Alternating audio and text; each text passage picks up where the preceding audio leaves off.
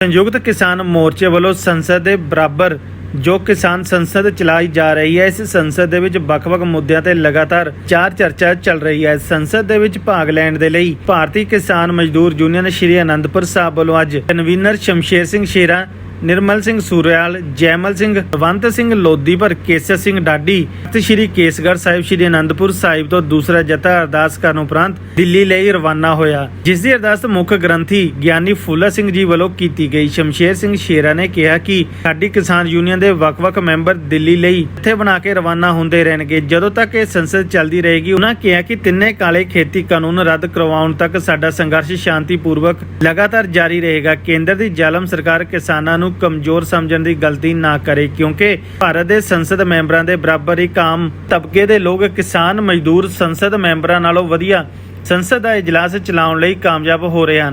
Punjab TV ਲਈ श्री आनंदपुर साहिब तो भगवंत सिंह मटोर की रिपोर्ट। ਦਿੱਲੀ ਵੱਲ ਨੂੰ ਜਥਾ ਰਵਾਨਾ ਕਰ ਰਹੇ ਹੋ, ਅੱਜ ਅਰਦਾਸ ਕੀਤੀ ਗਈ, ਤੁਹਾਡੇ ਵੱਲੋਂ ਕੀ ਕਹੋਗੇ? ਵਾਹਿਗੁਰੂ ਜੀ ਕਾ ਖਾਲਸਾ, ਵਾਹਿਗੁਰੂ ਜੀ ਕੀ ਫਤਿਹ। ਸੈਂਟਰ ਸਰਕਾਰ ਵੱਲੋਂ ਜੋ किसानी के विरुद्ध 3 काले कानून लिआंदे गए सन और उन्होंने रद्द करवाउण दे लई किसान मजदूर संयुक्त मोर्चे वालों दिल्ली विखे पिछले 8 महीनों तो संघर्ष जारी है। दिल्ली नूं घेरा पाया होया है और इस काले कानूनों के तहत और जिथे गरीब नूं दबिया जा रहा उत्थे किसानी नूं खत्म किया जा रहा, हर व्यापार वर्ग नूं और इहदे विच खत्म किया जा रहा है। और किसानां ने अते मजदूरां ने इकट्ठे होकर समुचे भारत वर्ष के वीरां ने, व्यापारी वर्ग ने, हर वर्ग ने इहदे विच साथ दिता है और इकट्ठे हो करके इन्हां 3 काले कानूनां नूं रद्द करवाउण दे लई संघर्ष जारी किया। गुरु चरनां दे विच अरदास है कि सतगुरु कृपा करो, इस संघर्ष दे विच किसान मजदूर वीरां नूं आप जी सफलता बख्शिश करो। सभे जी संभाल अपनी मेहर कर। अज लोड़ है अपनी ज़मीन नूं बचाउण दी, अज लोड़ है अपनी नस्ल नूं बचाउण दी, फसल नूं बचाउण दी। अज दिनों दिन और किसानां दे उपर, मजदूरां दे उपर और इस तरह कुछ चालां दे राही बड़ी ही नमोशी दे नाल इन्हां नूं पीसिया जा रहा है, जुल्म किया जा रहा है। और ये वो धरती है जो हमेशा जबर ते जुल्म के विरुद्ध डटती रही है। इतों हमेशा जुल्म के विरुद्ध कलगीधर पिता जी ने आवाज़ उठाई है तो 9 साल की उम्र दे विच दिल्ली वाल सतगुरु जी ने जबर के विरुद्ध अपने पिता नूं ਤੋਰਿਆ ਸੀ कि ਜ਼ਬਰ ਦੇ ਵਿਰੁੱਧ ਹਮੇਸ਼ਾ ਡਟਣਾ। ਸਤਿਗੁਰਾਂ ਨੇ ਬਚਨ ਕੀਤੇ ਸਨ, ਭੈ ਕਾਹੂ ਕੋ ਦੇਤ ਨਹਿ ਪੈ ਮਾਨਤਾਨ। ਔਰ ਇਹ ਸੰਘਰਸ਼ ਕੇਵਲ ਕਿਸੇ ਇੱਕ ਵਿਅਕਤੀ ਦਾ ਨਹੀਂ ਹੈ, ਇਹ ਸਮੁੱਚੇ ਭਾਰਤ ਵਰਸ਼ ਦੇ ਕਿਰਤੀ ਵੀਰਾਂ ਦਾ ਹੈ। ਔਰ ਗੁਰੂ ਕਿਰਪਾ ਕਰੇ ਇਸ ਸੰਘਰਸ਼ ਦੇ ਵਿੱਚ ਸਤਿਗੁਰੂ ਜੀ ਇਹਨਾਂ ਨੂੰ ਸਫਲਤਾ ਬਖਸ਼ਿਸ਼ ਕਰੇ, ਚੜ੍ਹਦੀ ਕਲਾ ਦਾ ਜੀਵਨ ਬਖਸ਼ੇ। ਗੁਰੂ ਚਰਨਾਂ ਦੇ ਵਿੱਚ ਅਰਦਾਸ ਹੈ ਕਿ ਇਸ ਸੰਘਰਸ਼ ਦੇ ਦੌਰਾਨ ਜੋ ਵੀਰ ਔਰ ਸਾਨੂੰ ਸਦੀਵੀ ਵਿਛੋੜਾ ਦੇ ਗਏ ਨੇ ਉਹਨਾਂ ਨੂੰ ਸਤਿਗੁਰੂ ਜੀ ਆਤਮਿਕ ਸ਼ਾਂਤੀ ਬਖਸ਼ੇ।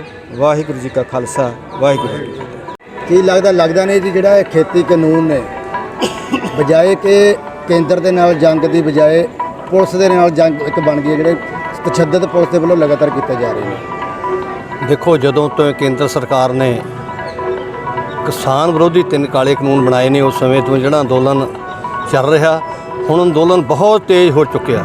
ਹਜ਼ਾਰਾਂ ਹੀ ਕਾਫਲੇ ਦਿੱਲੀ ਪਹੁੰਚ ਚੁੱਕੇ ਨੇ, ਦਿੱਲੀ ਨੂੰ ਘੇਰਾ ਪਾਇਆ ਹੋਇਆ। ਪੰਜਾਬ ਦੀ ਧਰਤੀ ਤੋਂ, ਹਿੰਦੁਸਤਾਨ ਦੀ ਧਰਤੀ ਦੇ ਉੱਤੋਂ ਸਾਰਾ ਜਿਹੜਾ ਕਿਸਾਨ ਵਰਗ ਹੈ, ਮਜ਼ਦੂਰ ਵਰਗ ਹੈ, ਵਪਾਰੀ ਵਰਗ ਹੈ, ਆੜ੍ਹਤੀ ਵਰਗ ਹੈ, ਸਾਰੇ ਉੱਥੇ ਲੋਕ ਆਏ ਨੇ। ਸੋ ਸਾਡੀ ਲੜਾਈ ਪੁਰਅਮਨ ਹੈ, ਪੁਰਸ਼ਾਂਤੀ ਹੈ, ਪਰ ਕੇਂਦਰ ਸਰਕਾਰ ਬਹੁਤ ਤਰ੍ਹਾਂ ਦੇ ਹੱਥਕੰਡੇ ਵਰਤ ਰਹੀ ਹੈ। ਕਦੇ ਉਹ ਵੱਲ ਤੇ ਛਲ ਦੀ ਵਰਤੋਂ ਕਰਦੀ ਹੈ, ਕਦੇ ਪੁਲਿਸ ਫੋਰਸ ਦੀ ਵਰਤੋਂ ਕਰਦੀ ਹੈ। ਪਰ ਸਾਡਾ ਇਹ ਨਿਸ਼ਚਾ ਕਿ ਅਸੀਂ ਜਿਵੇਂ ਅੱਜ ਤਖਤ ਸ੍ਰੀ ਕੇਸਗੜ੍ਹ ਸਾਹਿਬ ਜੀ ਤੋਂ ਅਰਦਾਸ ਕੀਤੀ ਗਈ ਹੈ, ਅਰਦਾਸ ਸਾਡੀ ਉਹ ਮਹਾਨ ਸ਼ਖਸੀਅਤ ਗਿਆਨੀ ਫੂਲਾ ਸਿੰਘ ਜੀ ਜਿਹੜੇ ਇੱਥੋਂ ਦੇ ਮੁੱਖ ਗ੍ਰੰਥੀ ਹੈ ਉਹਨਾਂ ਵੱਲੋਂ ਕੀਤੀ ਗਈ ਹੈ ਇਹ ਸਿੰਘਾਂ ਵੱਲੋਂ ਕੀਤੀਆਂ ਅਰਦਾਸਾਂ ਕਦੇ ਵਿਅਰਥ ਨਹੀਂ ਜਾਂਦੀਆਂ। ਖਾਸ ਕਰ ਜਿਹੜਾ ਅਨੰਦਪੁਰ ਸਾਹਿਬ ਦੀ ਧਰਤੀ ਤੋਂ ਪਹਿਲਾਂ ਵੀ ਜ਼ੁਲਮ ਦੇ ਖਿਲਾਫ ਲੜਾਈ ਲੜੀ ਗਈ ਤੇ ਹੁਣ ਵੀ ਇੱਥੋਂ ਅਰਦਾਸ ਕਰਕੇ ਜਦੋਂ ਜੱਥੇ ਜਾ ਰਹੇ ਨੇ, ਇੱਕ ਜੱਥਾ ਪਹਿਲਾਂ 22 ਤਰੀਕ ਨੂੰ ਗਿਆ, ਦੂਜਾ ਅੱਜ 26 ਤਰੀਕ ਨੂੰ ਜੱਥਾ ਜਾ ਰਿਹਾ। ਲਾਜ਼ਮੀ ਗੱਲ ਹੈ ਕਿਸਾਨਾਂ ਦੀ ਜਿੱਤ ਹੋਣੀ ਹੈ। ਕਾਲੇ ਖੇਤੀ ਕਾਨੂੰਨ ਆ ਜਿਹੜੇ ਰੱਦ ਹੋਣਗੇ। ਜਿਹੜੀ ਕੇਂਦਰ ਸਰਕਾਰ ਨੇ ਭਰਮ ਪਾਲਿਆ ਹੋਇਆ ਵੱਲ ਛਲ ਡੰਡੇ ਦੀ ਵਰਤੋਂ ਨਾਲ ਕਿਸਾਨਾਂ ਨੂੰ ਦਬਾ ਲੈਣਗੇ, ਇਹ ਨਹੀਂ ਦਬਣਗੇ। ਜਨ ਅੰਦੋਲਨ ਬਣ ਚੁੱਕਿਆ ਹੋਇਆ। ਹਰ ਹਾਲਤ 'ਚ ਇਹਦੀ ਸਫਲਤਾ ਹੋਣੀ ਹੈ। ਹਰ ਹਾਲਤ 'ਚ ਕਾਲੇ ਕਾਨੂੰਨ ਕੇਂਦਰ ਨੂੰ ਰੱਦ ਕਰਨੇ ਪੈਣਗੇ। ਕਿਸਾਨ ਜਿੱਤ ਦੇ ਝੰਡੇ ਲੈ ਕੇ ਦਿੱਲੀ ਤੋਂ ਜਕਾਰੇ ਲਾਉਂਦੇ ਹੋਏ ਵਾਪਸ ਆਪਣੀਆਂ ਸਟੇਟਾਂ ਨੂੰ ਆਉਣਗੇ।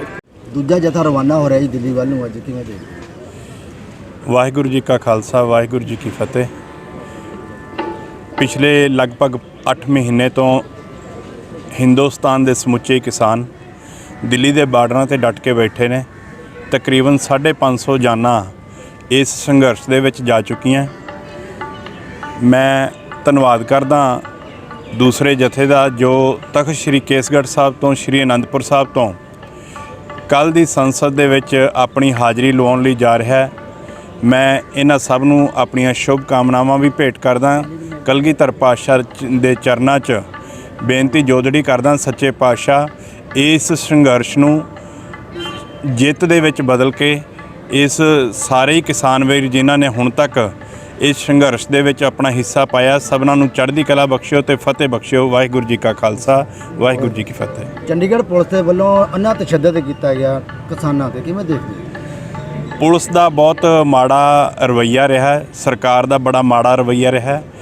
ਪੁਲਿਸ ਦੇ ਵਿੱਚ ਜਿਹੜੇ ਜਵਾਨ ਨੇ ਉਹਨਾਂ ਨੂੰ ਸ਼ਾਇਦ ਇਹ ਗੱਲ ਭੁੱਲ ਗਈ ਵੀ ਉਹ ਕਣਕ ਦੀਆਂ ਹੀ ਰੋਟੀਆਂ ਖਾਂਦੇ ਨੇ, ਕੋਈ ਹੋਰ ਰੋਟੀ ਨਹੀਂ ਖਾਂਦੇ। ਉਹ ਜਿਹੜੀ ਕਿਸਾਨ ਦੀ ਕੀਤੀ ਹੋਈ ਕਿਰਤ ਹੈ, ਇਹਦੇ ਜਿਹੜੀ ਪ੍ਰੋਡਕਸ਼ਨ ਹੈ, ਇਸ ਦੇ ਜੋ ਵੀ ਪ੍ਰੋਡਕਟ ਨੇ, ਕਣਕ, ਮੱਕੀ, ਚੌਲ ਇਤਿਆਦਿਕ, ਇਹੀ ਚੀਜ਼ਾਂ ਉਹ ਖਾਂਦੇ ਨੇ ਤੇ ਉਹਨਾਂ ਨੂੰ ਹਰ ਹਾਲ ਦੇ ਵਿੱਚ ਕਿਸਾਨੀ ਸੰਘਰਸ਼ ਦੇ ਵਿੱਚ ਆਪਣਾ ਯੋਗਦਾਨ ਦੇਣਾ ਚਾਹੀਦਾ, ਨਾ ਕਿ ਕਿਸਾਨਾਂ ਦੇ ਉੱਤੇ ਮਾੜਾ ਰਵੱਈਆ ਜਿਹੜਾ ਉਹ ਅਪਣਾਉਣਾ ਚਾਹੀਦਾ।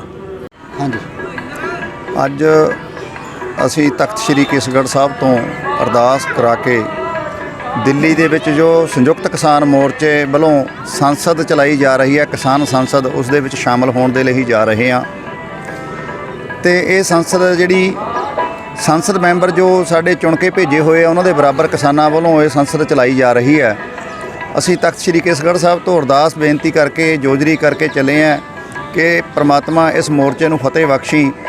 ਜਦੋਂ ਤੱਕ ਇਹ ਤਿੰਨੇ ਕਾਲੇ ਖੇਤੀ ਕਾਨੂੰਨ ਰੱਦ ਨਹੀਂ ਕੀਤੇ ਜਾਂਦੇ, ਉਦੋਂ ਤੱਕ ਕਿਸਾਨਾਂ ਦਾ ਸੰਘਰਸ਼ ਜਿਹੜਾ ਇਹ ਲਗਾਤਾਰ ਚੱਲਦਾ ਰਹੇਗਾ।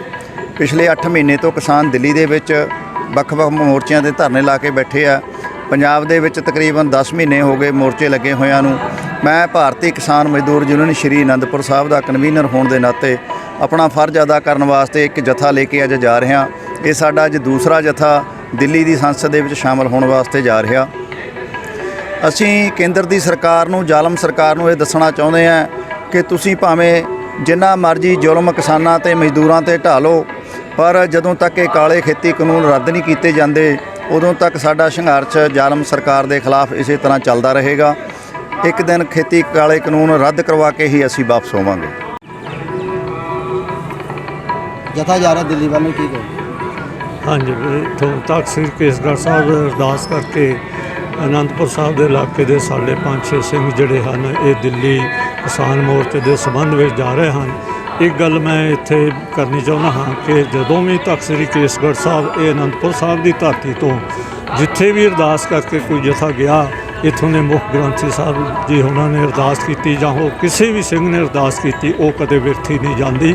ਔਰ ਮੈਨੂੰ ਇਹ ਪੂਰਨ ਆਸ ਹੈ ਕਿ ਹਿੰਦੁਸਤਾਨ ਦੇ ਕਿਸਾਨ, ਗਰੀਬ, ਮਜ਼ਦੂਰ, ਹਰ ਵਰਗ, ਵਪਾਰੀ ਵਰਗ ਜਾਂ ਹੋਰ ਕੋਈ ਵੀ ਵਰਗ ਹੈ, ਇਸ ਦੇ ਵਿੱਚ ਮੁਲਾਜ਼ਮ ਵਰਗ ਇਸ ਦੇ ਵਿੱਚ ਕਾਮਯਾਬ ਹੋਣਗੇ ਔਰ ਕਦੇ ਵੀ ਜਿਹੜਾ ਹੈਗਾ ਇਸ ਤੋਂ ਮਾਰ ਨਹੀਂ ਖਾਣਗੇ। ਔਰ ਦਿੱਲੀ ਦੀ ਜ਼ਾਲਮ ਸਰਕਾਰ ਜਿਹੜੀ ਹੈ, ਇਸ ਨੂੰ ਆਖਰਕਾਰ ਜਿਹੜੀਆਂ ਹੈ ਕਿਸਾਨਾਂ, ਮਜ਼ਦੂਰਾਂ, ਹੋਰ ਵਰਗ ਦੀਆਂ ਇਹ ਮੰਗਾਂ ਮੰਨ ਕੇ ਖੇਤੀ ਦੇ ਕਾਲੇ ਕਾਨੂੰਨ ਜਿਹੜੇ ਹੈ ਵਾਪਸ ਲੈ ਕੇ ਜਿਹੜਾ ਹੈ ਇਸ ਨੂੰ ਵਾਪਸ ਲੈਣਾ ਪਏਗਾ।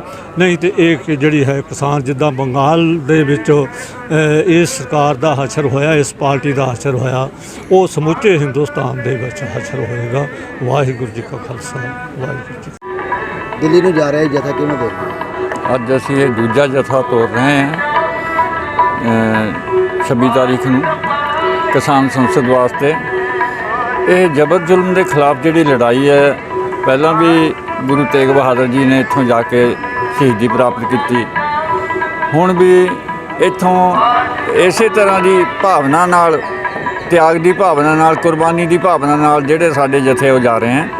ਔਰ ਇਹ ਜ਼ਰੂਰੀ ਹੈ ਕਿ ਮੋਦੀ ਨੂੰ ਮੂੰਹ ਦੀ ਖਾਣੀ ਪਵੇਗੀ। ਜਬਰ ਜ਼ੁਲਮ ਦਾ ਰਾਜ ਹੈ ਜਿਹੜਾ ਖਤਮ ਹੋਏਗਾ। ਜਬਰ ਜ਼ੁਲਮ ਦੇ ਖਿਲਾਫ ਪਹਿਲਾਂ ਤੋਂ ਹੀ ਅਨੰਦਪੁਰ ਸਾਹਿਬ ਤੋਂ ਮੂਵਮੈਂਟਾਂ ਚੱਲਦੀਆਂ ਰਹੀਆਂ ਔਰ ਸਫਲਤਾ ਨਾਲ ਉਹਨਾਂ ਨੇ ਕਾਮਯਾਬੀ ਪ੍ਰਾਪਤ ਕੀਤੀ। ਮੋਦੀ ਜਿੰਨਾ ਮਰਜ਼ੀ ਜ਼ੋਰ ਲਾ ਲਵੇ, ਉਹਨੂੰ ਇਹ ਤਿੰਨੇ ਕਾਲੇ ਕਾਨੂੰਨ ਖਤਮ ਕਰਨੇ ਪੈਣਗੇ। ਪੰਜਾਬ ਦੇ ਲੋਕ ਸ਼ਿਰੜੀ ਤੇ ਇਮਾਨਦਾਰ ਲੋਕ ਹੈ ਔਰ ਇਹ ਆਪਣਾ ਜਿਹੜਾ ਟੀਚਾ ਉਹਨੂੰ ਪ੍ਰਾਪਤ ਕਰਕੇ ਰਹਿਣਗੇ ਤੇ ਮੋਦੀ ਨੂੰ ਆਪਣੇ ਕਾਲੇ ਕਾਨੂੰਨ ਵਾਪਸ ਲੈਣੇ ਪੈਣਗੇ। ਵਾਹਿਗੁਰੂ ਜੀ ਕਾ ਖਾਲਸਾ, ਵਾਹਿਗੁਰੂ ਜੀ ਕੀ ਫਤਿਹ।